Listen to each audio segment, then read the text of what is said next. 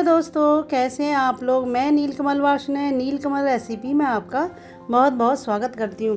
पूरे दिन आप काम कर कर के थक जाती हैं, लेकिन अगर मेरे किचन टिप्स अपनाएंगी तो आपको थकान बिल्कुल भी नहीं होगी।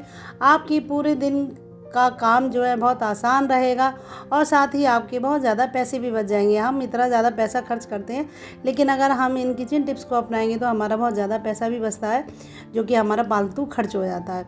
तो चलिए देर ना करते अपने वीडियो की तरफ चलते हैं। लेकिन अगर आपने मेरे चैनल को सब्सक्राइब नहीं किया है तो प्लीज़ सब्सक्राइब ज़रूर कीजिएगा और मेरी वीडियो को लास्ट तक देखिएगा, जो कि आपकी बहुत ज़्यादा काम की है और ये मैंने बहुत मेहनत से बनाई है। उम्मीद आपको बहुत अच्छी लगेगी। अगर अच्छी लगी हो तो प्लीज़ सब्सक्राइब ज़रूर कीजिएगा और मेरी वीडियो को शेयर भी कीजिएगा। तो चलिए देर ना करते अपनी वीडियो की तरफ चलते। तो आपने कभी अपनी गैस पर सोयाबीन की बड़ियों को रखा है? अगर नहीं रखा है तो रख लीजिए।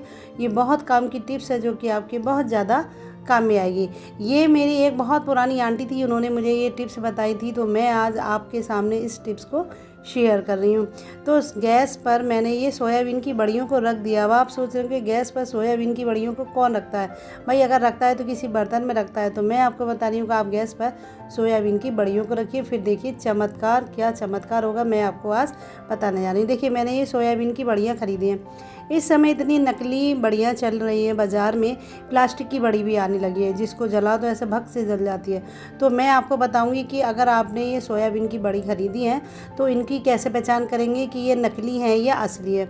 तो बस कुछ नहीं करना है, आपको गैस के बर्नर पर ये अपनी थोड़ी सी सोयाबीन की बड़ियों को इस तरह से रख देना है और रख के आपको पता चल जाएगा कि ये जो बड़ी हैं वो नकली हैं या असली हैं। तो देखिए मैंने ये 4 सोयाबीन की बड़ी रख दी है और गैस को ऑन कर दिया। और गैस को ऑन करने के बाद देखिए ये जलने लगेंगी और इस तरह से हमें पता चल जाएगा कि ये नकली है या असली है। बाज़ार में इतना नकली सामान आने लगा है कि पहचान ही नहीं होती, जो कि हमारे स्वास्थ्य के लिए भी बहुत हानिकारक होता है। तो देखिए मैंने ये गैस पर ये बड़ियों को रख दिया और ये जलने लगी है। गैस की फ्लेम को मैंने थोड़ा सा लो कर दिया है और ये इसको मैंने थोड़ी देर के लिए जलाया और जलाने के बाद देखिए गैस को मैंने बंद कर दिया। और बंद करने के बाद अब इन बड़ियों को मैं उठाऊंगी। तो उठाने के लिए चूँकि ये बहुत गर्म है तो मैंने चिमटे का सहारा लिया है। चिमटे से मैं इन बड़ी को उठाऊंगी। हाथ से मत उठाइएगा क्योंकि आपका हाथ जल भी सकता है। तो बड़ी को मैंने उठा लिया और उठाने के बाद इनको हम तोड़ के देखेंगे। अगर ये पूरी जल गई हैं, बिल्कुल कोयले की तरह हो गई, तो इसका मतलब वो नकली हैं। और अगर ये नहीं जली हैं तो इसका मतलब ये असली है। तो देखिए मैं इनको इस तरह से तोड़ के दिखाऊंगी। केवल ऊपर का ज़रा सा हिस्सा जो है इनका जला है, अंदर से जो बड़ी है बिल्कुल ठीक है। तो इसका मतलब जो बड़ी हैं हमारी वो बिल्कुल असली है, नकली नहीं है। क्योंकि पिछली बार मैं बाज़ार से लाई थी तो बिल्कुल नकली थी वो। मैंने उनको जला के देखा, पूरी जो बड़ी थी वो जल गई थी। तो बाज़ार में बहुत ज़्यादा नकली सामान आता है जिसकी हमें पहचान ही नहीं होती है।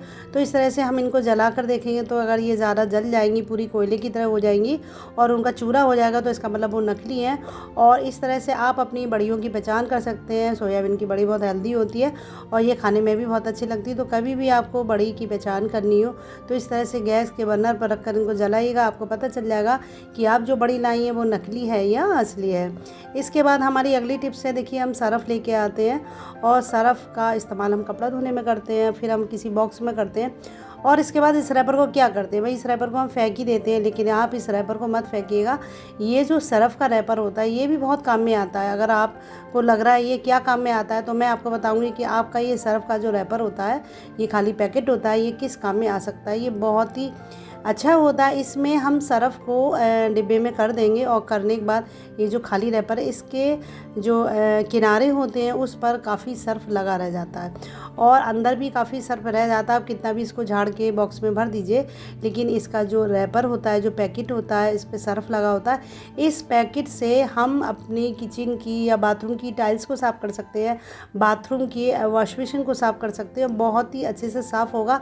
तो मैं आपको बताऊँगी कि आप कैसे इसको साफ़ कर सकते हैं। देखिए मैंने इसको काट लिया और काट के इसको अंदर से मोड़ कर इस तरह से इसको कर लिया है कि जिससे अंदर का जो इसका पार्ट है वो ऊपर की साइड में आ जाए।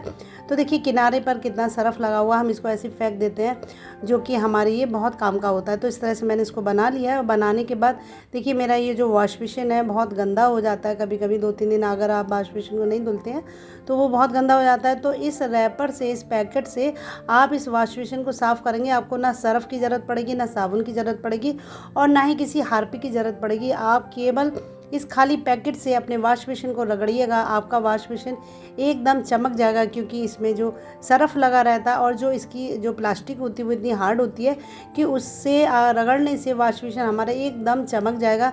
तो इस तरह के पैकेट से आप अपनी किचन की टाइल्स को या बाथरूम की टाइल्स को, फर्श को और अपने वॉश बेसिन को साफ़ कर सकती हैं।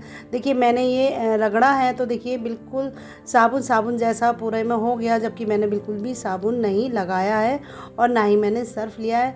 जो इस पे चिपका हुआ था, जो पैकेट के किनारे पर चिपका रह जाता है सरफ, उसी से मैंने इस वॉश बेसिन को साफ़ किया है।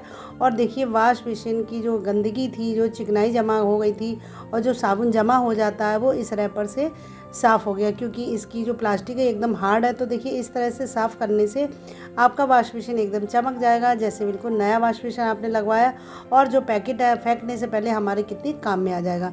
तो देखिए मैंने इस तरह से ये पूरा रगड़ दिया है वॉश बेसिन को, और इसके बाद मैं पानी डालकर इसको धुल के दिखाऊंगी कि वॉश बेसिन हमारा कितना साफ़ हो गया है। और इस तरह से आप अपने घर के सारे वॉश बेसिन को साफ़ कर सकती हैं। आप जो सर्फ के पैकेट लाती हैं उनको फेंकिएगा नहीं, उनको फेंकने से पहले एक बार आप अपने वॉश बेसिन को, फर्श को, टाइल्स को उससे साफ़ कीजिएगा। आपका जो टाइल्स है, फर्श है, वॉश बेसिन है एकदम चमक जाएगा और आपका जो पैसा है वो भी बचेगा। देखिए कितना बढ़िया ये तरीका है सरफ़ के पैकेट को इस्तेमाल करने का। हम अक्सर इसको कूड़ेदान में फेंक ही देते हैं कि हमारे अब किसी काम का नहीं रहा, लेकिन ये आपके बहुत काम का है। कभी भी सरफ़ आप लाइए तो उसके पैकेट को मत फेंकिएगा, आप उसको इस तरह से इस्तेमाल कीजिएगा, आपके घर के वॉश बेसिन एकदम चमक जाएंगे। इसके बाद मेरी अगली टिप्स है, देखिए ये मैंने दूध में डाल दी है अपनी बिंदियाँ।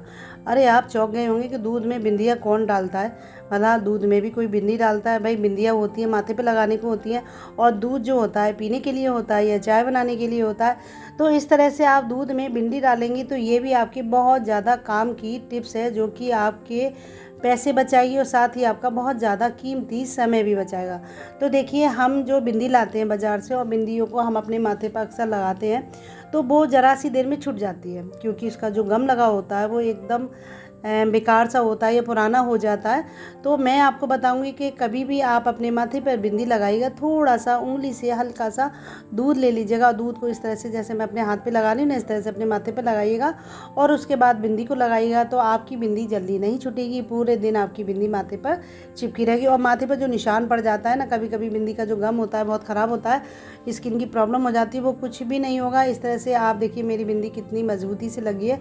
तो कभी भी आपको अपने माथे पे बिंदी लगानी हो, जरा सा उंगली से दूध छुआइएगा अपने माथे पर और उसके बाद बिंदी लगाइएगा। तो देखिए आपकी बिंदी बहुत देर तक चलेगी, कोई निशान नहीं पड़ेगा, कोई कैसी भी स्किन की प्रॉब्लम नहीं आएगी। तो कितनी अच्छी सी ये टिप्स है जो कि आपके बहुत ज़्यादा पैसे बचाएगी। भाई आप बिंदी के पत्ते खरीदते खरीदते परेशान, बिंदी बार बार गिर जाती है, तो इस तरह से आपकी बिंदी जो है माथे पर चिपकी रहेगी। तो आपको ये सारी टिप्स कैसी लगी मुझे कमेंट बॉक्स में ज़रूर बताइएगा। मिलते हैं आपसे अगली वीडियो में बहुत ही अच्छे अच्छे नए नए टिप्स एंड ट्रिक के साथ। तब तक के लिए bye bye, have a nice day, thank you very much.